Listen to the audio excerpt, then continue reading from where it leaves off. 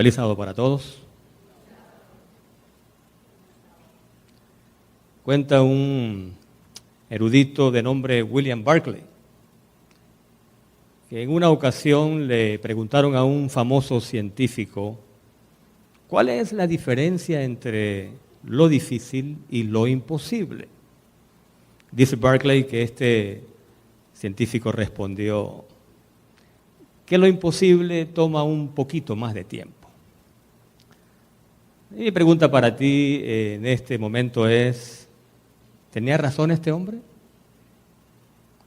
Lo imposible, desde el punto de vista humano, solo toma un poquito más de tiempo. ¿O lo imposible siempre es imposible para el ser humano? Bueno, este hombre no tenía razón, por supuesto, porque para ti y para mí, seres humanos, lo imposible siempre será imposible.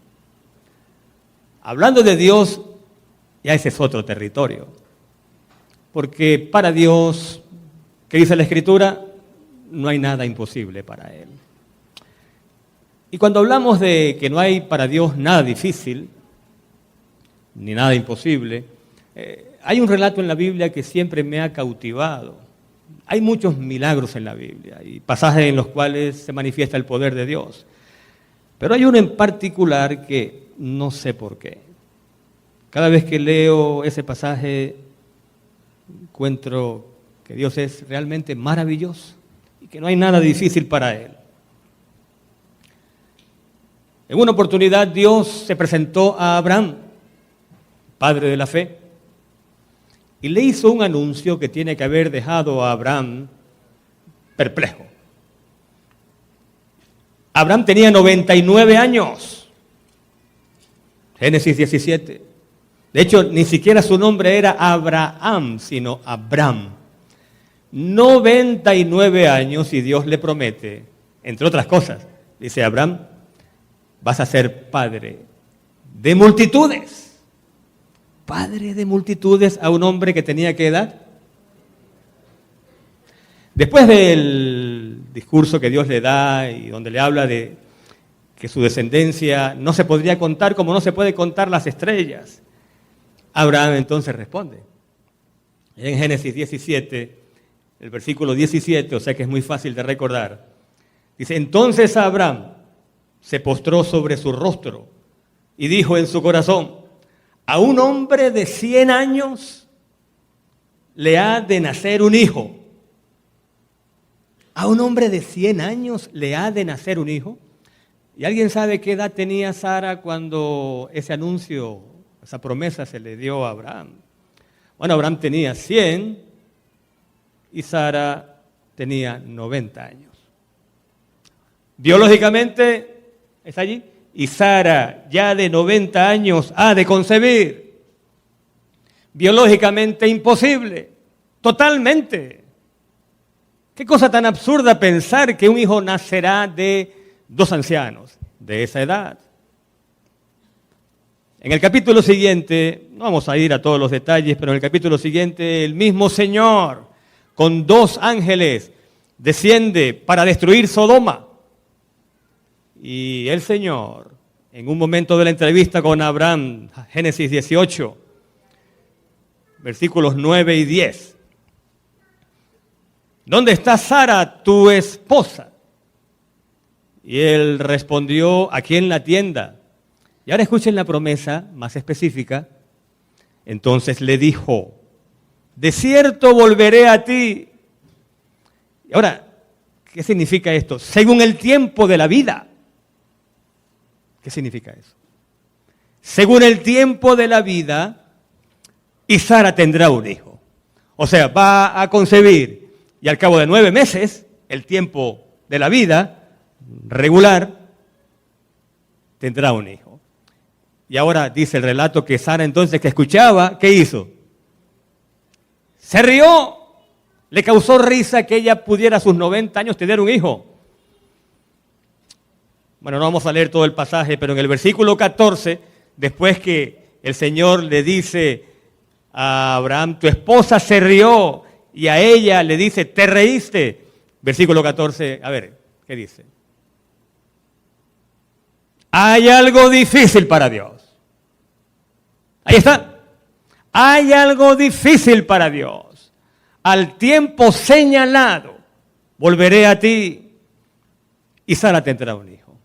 Bueno, si quiere verificarlo en su casa con un poquito de tiempo, lea el capítulo 21 de Génesis. Como lo había dicho, versículo 1, el Señor visitó a Sara e hizo por ella, como había hablado. Y Sara concibió y dio a Abraham un hijo en su vejez. En el mismo tiempo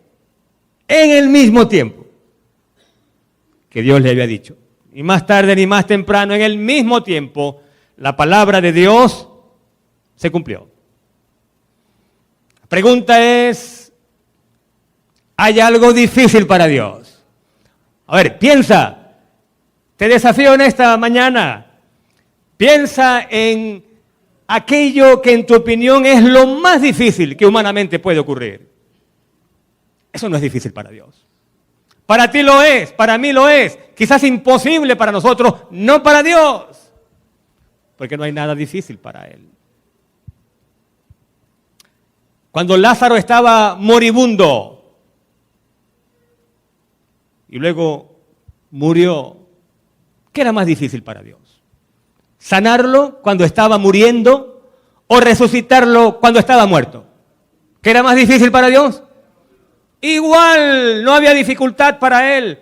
No hay grados de dificultad para Dios.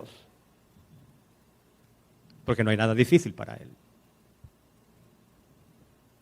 Un día, y aquí vamos a nuestra lectura bíblica en esta hora, encontramos en Marcos capítulo 5, y se leyó desde el versículo 21, dice la Escritura, que cuando Jesús volvió en la barca a la otra orilla, es que estaba en el lado oriental, en una región llamada Decápolis, y ahora va al lado occidental, muy probablemente Capernaum. Y entonces está allí. De paso, el libro Deseados de todas las gentes dice que estaba en la casa de Mateo, de Leví Mateo, quien ya ahora era un discípulo. Cuando viene versículo 22 de Marcos 5, uno de los principales de la sinagoga, llamado Jairo, y al ver a Jesús, se postró a sus pies. Ahí está. Lo primero que sorprende es que este líder judío de una sinagoga se arrodilla delante de Jesús. Porque para este momento de su ministerio, aunque apenas está comenzando, ya Jesús tiene enemigos. Si lees Marcos 3, vas a encontrar que en una sinagoga, mejor dicho en otra, había un hombre con una mano paralizada y era día sábado y Jesús lo sanó. Y dice la Escritura que cuando Jesús sanó a este hombre de su mano seca, dice la Biblia, entonces los fariseos y los herodianos se confabularon para matarlo. Estamos en Marcos 4 apenas y ya los fariseos están planificando cómo matarlo. Así que para Jairo tiene que haber sido muy difícil tomar esa decisión. Él era un líder respetado en la comunidad. ¿Cómo se le podía ocurrir buscar los servicios de ese maestro que violaba el sábado? Según ellos, porque sanaba en sábado. Pero he aquí que si tú eres padre o eres madre, a ver, padres y madres aquí en esta mañana, ¿cuántos son? Oh, la mayoría. Padres y madres, la mayoría. Usted entenderá entonces que si su hijo, su hija está enfermo, agonizando, no hay nada que usted no hará con tal de salvarlo. Nada que usted no hará. Remover cielo y tierra si es necesario. Y aquí a él no le importó que la gente dijera que siendo principal de la sinagoga, buscara los servicios de Jesús, quien ya era odiado literalmente por los fariseos. Oh, pero que si tú lees Lucas, el relato paralelo, tú vas a encontrar que era su única hija y tenía unos 12 añitos. De paso, los 12 años en esa cultura, en esa época, era la edad que colocaba a la jovencita en el umbral de ser mujer. Así que ya según la cultura oriental de ese tiempo, ella estaba próxima a ser mujer, pero él en el original no dice hija, dice hijita. Mi hijita. Va a ser mujer pronto, pero él la llama mi hijita. Pero es que los hijos crecen y nunca vemos que crecen, ¿verdad? Y a veces les da pena, que ya tienen 18 años y decimos, mi niño, mi niña, y mamá, papá, pero hacemos pasar pena con los amigos. Era su hijita, su única, y está muriendo. Y entonces hace el pedido de rodillas, pero se atraviesa entonces un, entre comillas, ligero inconveniente. Un ligero inconveniente que resultó ser grande, porque dice el relato en el versículo 23, que cuando él hace el ruego de que él, el Señor, ponga las manos sobre la niña, su única niña, entonces el versículo 24 dice, y Jesús fue con él de inmediato. Porque hay una virtud que muy pocas veces mencionamos de nuestro Señor, y es que no importa lo que Él esté haciendo, no importa lo que Él esté haciendo, nunca lo interrumpes, nunca lo interrumpimos. Cuando hay un hijo suyo en necesidad, esa entonces se convierte en su prioridad. Él va de camino y entonces, versículo 25, dice que estaba una mujer allí que padecía de una hemorragia desde hacía ¿cuántos años? Es un pasaje conocido. A ver, ¿cuántos años esta mujer con su enfermedad? 12 años. Wow, 12 años con un flujo de sangre que no cesa. 12 años. El relato dice que aquella mujer había gastado todo cuanto tenía en médicos y no progresaba, antes le iba peor más bien. Pero he aquí su última oportunidad. De hecho, una mujer, yo iba a decir inmunda, pero realmente la palabra es impura. Una mujer con esas características, según el libro de Levítico, estaba impura. Nadie la tocaba. Nadie tocaba a una mujer con un flujo de sangre que no parara.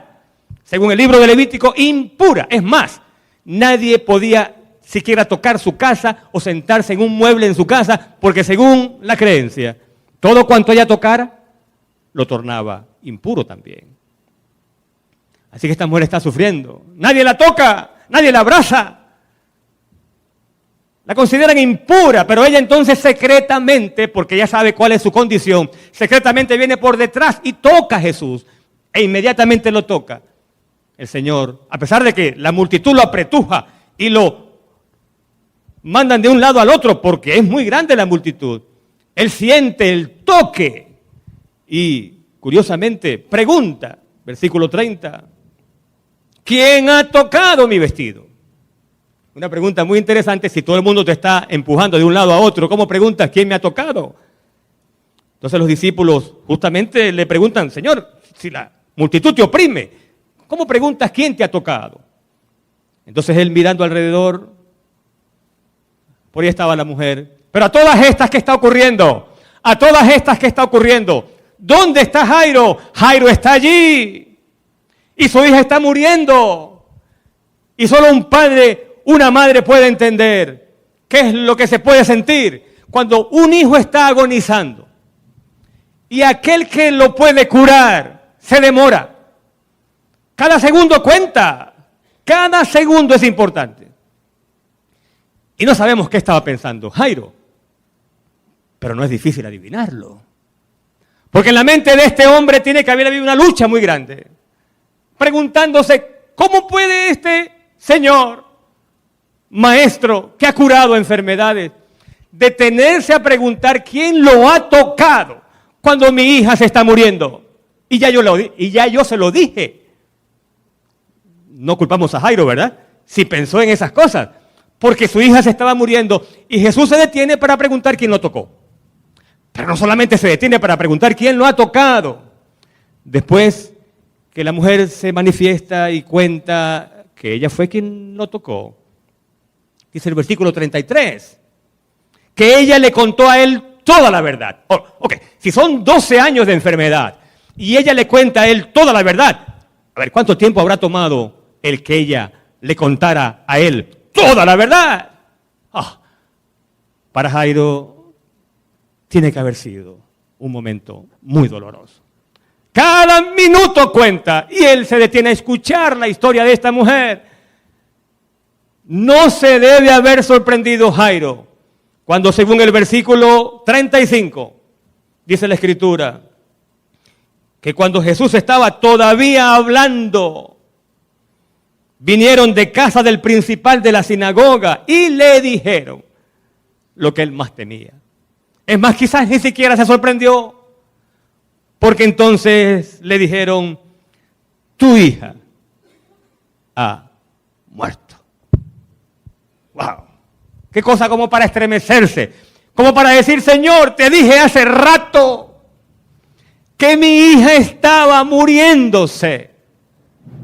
¿Por qué tú te detuviste tanto tiempo? Hay un autor llamado Timothy Keller que dice en uno de sus libros, si usted está en un hospital, en la sala de emergencia, un niño llega muriéndose y llega una persona que ha estado 12 meses enfermo o enferma de la misma enfermedad, ¿a quién atiende el médico? ¿A quién atiende el médico? ¿Al que se está muriendo? ¿O a quien tiene 12 años enfermo de lo mismo? Totalmente absurdo que el médico diga, el que se está muriendo que espere, vamos a atender a este que tiene 12 años con esta enfermedad. Totalmente absurdo. Pero entonces ahora viene la parte central de nuestro mensaje, nuestra reflexión, porque dice el versículo 36 que cuando Jesús escuchó, o sea, Jesús está en una cosa, pero está atento a la otra. Y la otra cosa es que él escucha el mensaje que le traen a Jairo. Y yo no sé qué rostro ha tenido Jairo, lo podemos imaginar, pero dice el versículo 36, que al oír esto, Jesús dijo al principal de la sinagoga, a ver, ¿qué le dijo? ¡Wow! Hay que tener fe para hacerle caso a ese mensaje. ¿Cuál fue el mensaje del Señor?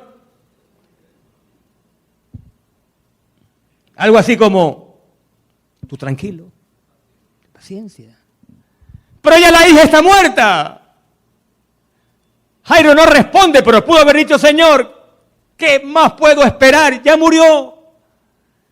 Pero el Señor sabe lo que hace.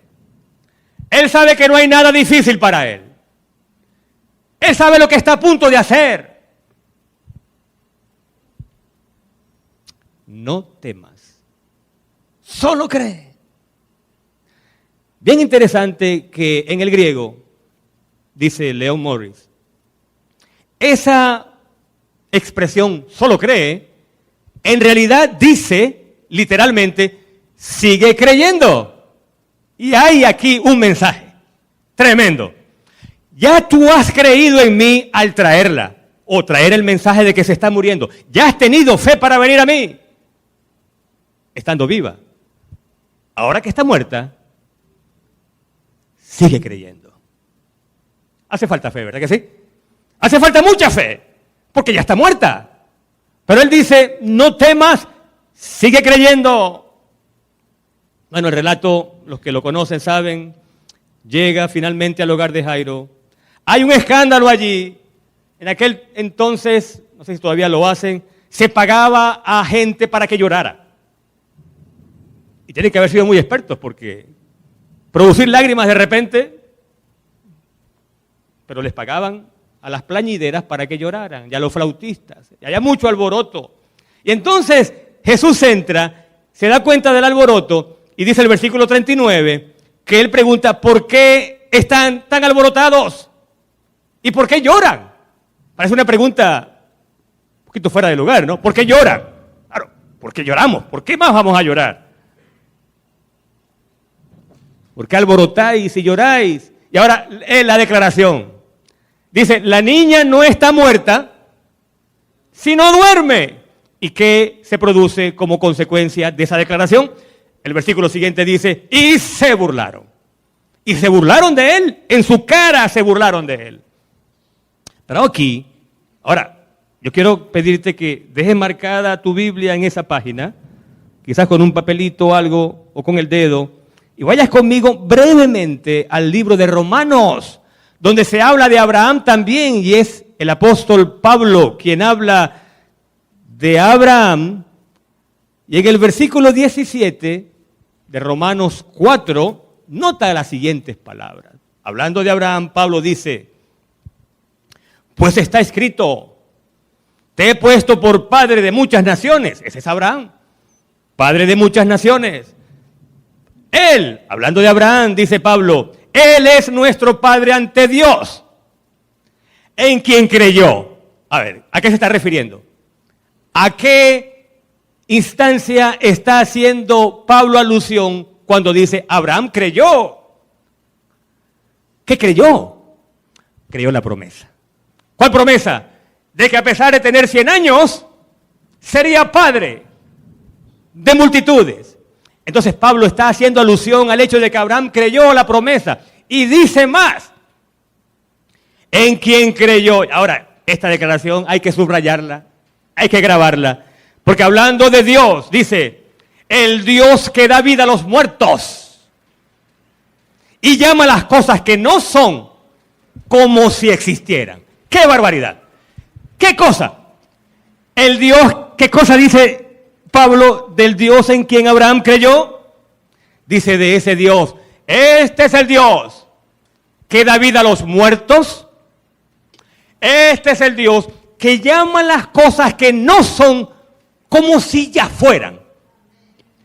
Lo que para ti no existe todavía, para Dios ya es. Si es una promesa suya, ya es. Tú no has visto el cumplimiento de la promesa, pero para Dios ya es una realidad y es tuya. La bendición es tuya.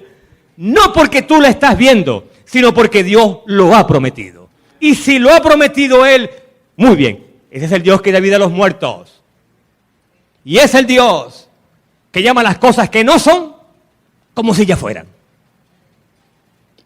Isaac no había nacido para Abraham y para Sara, pero para Dios, como si ya había nacido, porque Él sabía que lo podía hacer. Ahora, cerramos el paréntesis, vamos a Marcos 5, porque dice Jesús, la niña no ha muerto, está dormidita. ¿Por qué lo dice? Porque Él es el Dios que da vida a los muertos. Porque Él es el Dios que llama lo que no existe como si ya existiera. En otras palabras, el Dios para quien no hay nada imposible. Entonces, la toma de la mano. ¿Y qué le dice Talita Kumi, versículo 41? Que significa, niña, levántate. Niña, levántate. Y ahí está esa palabra poderosa que da vida a los muertos, entrando en acción. Y al instante, el versículo 42 dice, la niña se levantó. Al instante. Al instante. La niña se levanta. Y ahora la gente queda muy espantada, ¿no? Estaban burlando de él, ¿verdad? Estaban burlando de él. Otras versiones dicen, quedaron maravillados, sin aliento, sin palabras. ¿Qué es esto que nuestros ojos están viendo? Y ahora viene la primera gran lección. De hecho, de manera implícita ya hemos mencionado varias, pero las vamos a resumir al final, que ya está cerca. La primera lección. ¿Qué hace Jesús, según el versículo 43, que demuestra que el nuestro es un Dios no solo poderoso, sino también muy bondadoso? ¿Qué es lo que hace el Señor? Que nos deja también boquiabiertos, porque nos hace pensar, ¿qué clase de Dios es este? Que no solamente levanta muertos, sino que se preocupa por sus hijos en detalles aparentemente insignificantes. ¿Qué es lo que hace él allí en el versículo 43? Y es el relato. Y él les mandó mucho que nadie lo supiese. No digan nada. Y dijo que a la niña le dieran. Yo no sé si a mí me llama tanto la atención este pasaje. Porque yo creo que el asunto está en los detalles. Nos impresiona un Dios poderoso que con el poder de su palabra levanta muertos. ¿Verdad que impresiona eso? ¡Wow! Pero, ¿qué sería de nosotros si nuestro Dios solo fuera poderoso? A ver. ¿Qué impresión puede causar un Dios que solo es poderoso, pero que no es amoroso? Eso metería miedo, ¿o no? Metería miedo. Mucho poder, nada de amor. ¡Wow! Uno piensa en Hitler. Mucho poder, nada de amor. ¡Oh! Tiemblo. Pero este es un Dios que no solamente tiene el poder de levantar un muerto, sino cuando ese muerto despierta, lo primero que dice es: ¡hey! No ha comido. ¡Ja! No ha comido. Denle algo de comer. Mi amigo, mi amiga, el Dios en quien tú has creído, ese Dios sabe si en la mesa tuya, en tu casa, hay que comer. Ese es un Dios que sabe cuál es tu mayor necesidad. Tus grandes necesidades y tus pequeñas necesidades. No hay nada en cuanto a ti que Dios no sepa y que a Dios no le preocupe. Y un Dios así no solamente es digno de nuestra admiración, también es digno de nuestra adoración.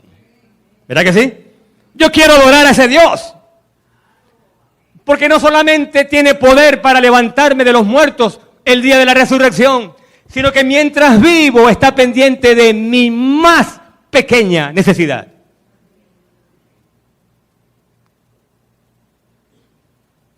Si lees el capítulo 5 de Marcos, todo, porque estamos leyendo una porción, el capítulo 5 comienza con Jesús sanando a un endemoniado.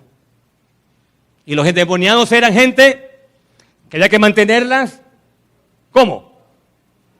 Lejos, impuros. El capítulo continúa cuando sana a una mujer con 12 años con un flujo. Impura.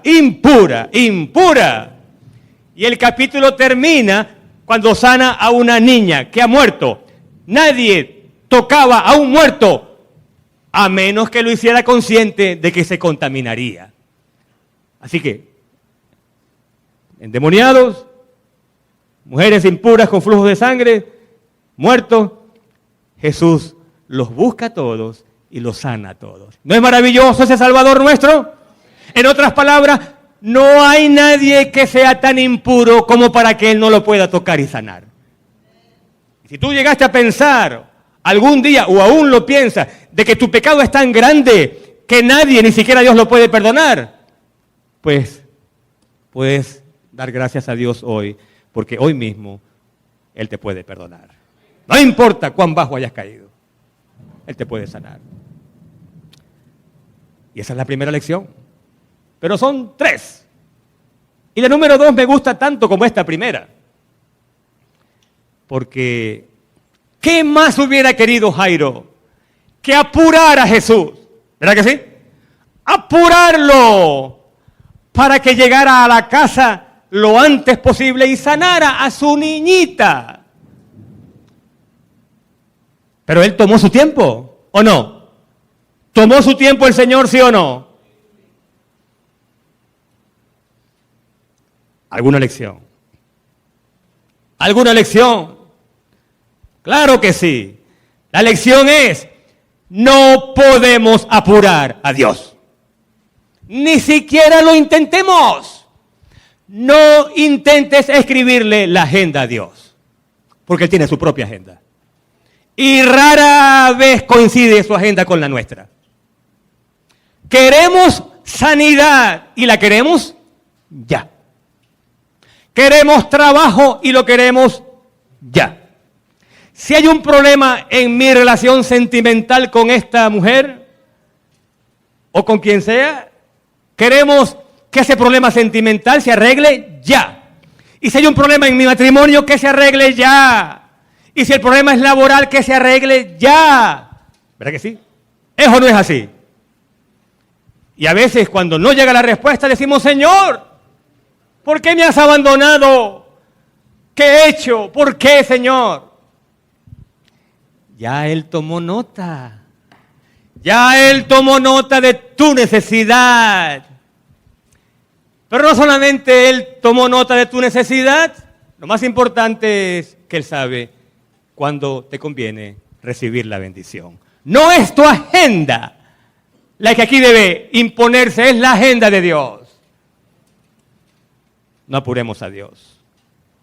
Y ahora, no tienes que responder esta pregunta, pero ¿hay algo que hayas presentado a Dios? ¿Alguna súplica? ¿Alguna necesidad por la cual has estado pidiendo durante mucho tiempo sin ver respuesta? Ni siquiera tienes que levantar la mano. Pero no solamente usted. Sí, pero no solamente usted. Podría ocurrir que aquí haya gente, o usted misma quizás en el pasado vivió momentos en los cuales parecía que Dios no responde. Pues el mensaje para ti, para mí y los que van a escucharnos o nos están escuchando por internet es: no apuremos a Dios. Ese Dios que es poderoso también es amoroso. Él sabe lo que tú más necesitas y te lo va a conceder si está de acuerdo con su voluntad en el momento en que más lo necesitas. No es solamente que Él sabe qué es lo que necesitas, es cuándo te conviene. Y Él sabe ambas cosas. Pero hay todavía algo mejor. Al final, cuando recibas la respuesta, cuando llegue la bendición, ten la seguridad de que vas a recibir más de lo que al principio tú pediste recibir. Porque nuestro Dios es un Dios de abundancia, no es un Dios escaso. Es el Dios que cuando multiplica los panes y los peces, sobra suficiente alimento como para recoger 12 cestas llenas. Es un Dios de abundancia, no de escasez. Y en el caso de Jairo, se cumplió exactamente. ¿Saben por qué? ¿Saben por qué se cumplió exactamente en el caso de Jairo? Lo que estamos diciendo. Porque él fue a Jesús esperando un milagro de curación. Y al final presenció un milagro de resurrección. ¿Y qué es mayor? ¿Un milagro de curación o un milagro de resurrección? ¿Y no creen ustedes que Jairo debe haber estado más agradecido por el segundo milagro? Porque sí, agradecemos que Dios cure a un familiar moribundo, pero más agradecidos estaríamos si resucita a un familiar que ha muerto, ¿o no? Número 3. ¿Cuál es la número 1? Número 1, el nuestro es un Dios no solo poderoso, sino también muy bondadoso. Ese es el Dios que adoramos. Número 2, no apuremos a Dios. No intentemos escribir la agenda de Dios. Él sabe lo que más nos conviene y el momento en que más nos conviene recibirlo. Y he dejado para el final la lección que quizás sea más apropiada para este momento. La pregunta es: aquel que devolvió la vida a esta niña de 12 años, el Dios que da vida a los muertos y que llama las cosas que no son como si ya fueran, ¿será que también nos puede dar la vida espiritual en este momento? ¿Será que puede, sí o no? Claro que puede. Quizás sin que nos hayamos dado cuenta, nuestra vida espiritual ha estado languideciendo. Quizás al pensar en lo que fue en el pasado esa vida, decimos ahora: ¿qué me pasó? ¿Qué pasó con mi fe? Yo antes iba con tanto gozo y tanto entusiasmo a la iglesia, y oraba con tanto fervor, y leía la Biblia con tanta pasión, y ahora no, es como una rutina. Quizás sin darnos cuenta, la vida espiritual se ha ido apagando. El primer amor quizás se ha ido perdiendo. Pero en esta mañana la gran noticia es que el Dios que da vida a los muertos y que llama las cosas que no son como si ya fueran, ese Dios nos puede devolver la vida espiritual en este mismo momento. Para que nos demos cuenta de cuán deseoso Él está de bendecirnos, de que su corazón de alguna forma se entristece cuando le damos la espalda o mostramos poca fe. Ese Dios que da vida a los muertos y llama las cosas que no son como si ya las fueran. En este momento quiere decirte que no importa cuál sea tu necesidad, oye bien, que no importa cuál sea tu necesidad o cuán difícil parezca suplirla, que Él ya ha tomado nota. Él ya está al tanto, por muy pequeña que pueda parecer o muy poco importante que pueda lucir. Pero Él quiere que tú sigas creyendo. Sigue creyendo. Sigue creyendo. Las palabras del Señor a Jairo son también para nosotros hoy. ¿Cuáles fueron? A ver. No temas. No tengan ningún temor. Solo cree. En otras palabras, sigue creyendo. Si tuviste fe para orar pidiendo esta bendición, ten más fe para creer que la bendición vendrá, aunque parezca que sea demorado. La pregunta entonces es, ¿creemos? ¿Creemos en ese Dios que da vida a los muertos? ¿Creemos, sí o no? ¡Creemos! No importa cuánto tiempo hayas estado esperando por esa bendición, el mensaje de Dios es, no temas, sigue creyendo. Dios ha dado suficientes evidencias de que no tenemos que torcer su brazo para que Él nos bendiga, porque Él ya desea hacerlo. Así que mi pregunta para ti, mi amigo, mi amiga, es en esta hora, si tú quieres creer, o si te falta fe para creer y quieres que Dios te ayude a creer, cualquiera sea tu necesidad en este momento, quisieras manifestarlo, colocándote de pie, diciendo, Señor, me falta fe, pero yo quiero creer. He estado esperando esta bendición, Señor, por mucho tiempo y tiendo a flaquear, tiendo a desmayar. Mi fe no es la misma de al principio, cuando sentía que sí, que todo lo podías. Pero ahora, Señor, aumenta mi fe. Aumenta mi fe para creer que aunque las evidencias digan lo contrario, yo pueda fijar mis ojos en Cristo, el autor y el consumador de nuestra fe. A Él sea la honra y la gloria por los siglos de los siglos. Amén. Amén. Querido Padre nuestro que estás en los cielos, santificado, Señor, sea tu nombre, ahora y por siempre. Gracias, Padre amado, porque eres un Dios no solamente poderoso, pero especialmente un Dios bondadoso. Gracias, Señor, porque tú tienes tu propia agenda. En momentos de desesperación queremos imponerte nuestra agenda, Señor, pero queremos decirte en esta hora que se haga en nuestra vida tu voluntad. No importa cuánto tengamos que esperar, Señor, que podamos creer que la bendición llegará en el momento cuando más la necesitemos. Y que será más abundante y más grande de lo que jamás imaginamos al principio. Y finalmente, Señor, queremos pedirte que nos toques con tu mano poderosa y que nos devuelvas la salud de Cristo.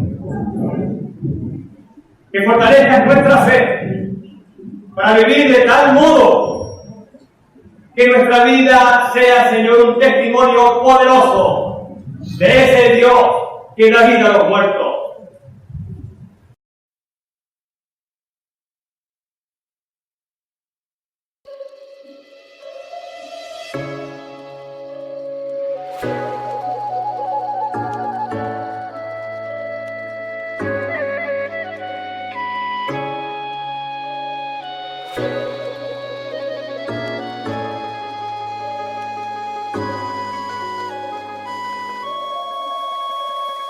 Hãy cho ta mong cầu để ngày sau ta gặp nhau, trao cho ta miếng trầu, trao hết tình duyên này. lang thang không bên đời, một ngày mưa sông vội rơi. Ta như con thuyền đang trôi vơi, buông lơi một chút nữa vời, rồi sương rơi nơi làn đời. Trong đêm nay mờ mây khói, chìm vào một giấc chiêm bao, mệt không say bằng câu đưa tình, gạt từng giọt nước mắt hối hẹn, hoài chờ người đứng bên hiên mau. Thương em mây hồn ta ngát, tan mê man vào chốn này, em như mây vội trôi mất, kề tấm thân ta vẫn còn đây. Trong nhân gian nhìn ai thấu, mong sao duyên mình không cạn, mang theo bao điều lưu luyến.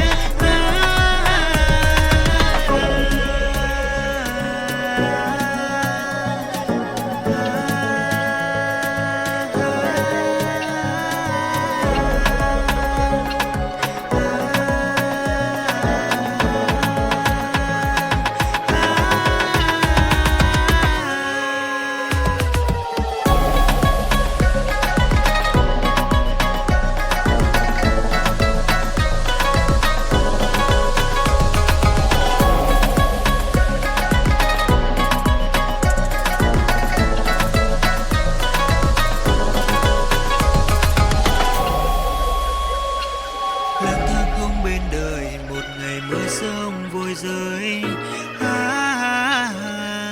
Ta như con thuyền đang chơi vơi, buông lơi một chút nữa vời, giọt sương rơi nơi làn đời. Trong đêm nay mờ mây khói, chìm vào một giấc chiêm bao, mệt không say bằng câu đưa tình, gạt từng giọt nước mắt hối hẹn, phải chờ người đứng bên hiên mau. Thương em mây hồn ta ngát, tan mê man vào chốn này, em như mây vội trôi mất, kề tấm thân ta vẫn còn đây. Trong nhân gian nhìn ai thấu, mong sao duyên mình không cạn, mang theo bao điều lưu luyến.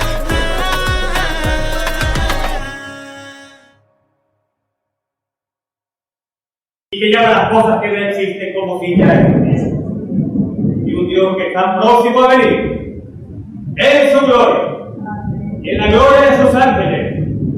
Ese día maravilloso, Señor, ninguno de los que estamos acá falte la cita. Que con nuestros seres queridos podamos decir: he aquí, este es nuestro Dios. Lo hemos esperado y ahora Él nos salva. Que para ti, Señor, sean la honra y la gloria por los siglos de los siglos.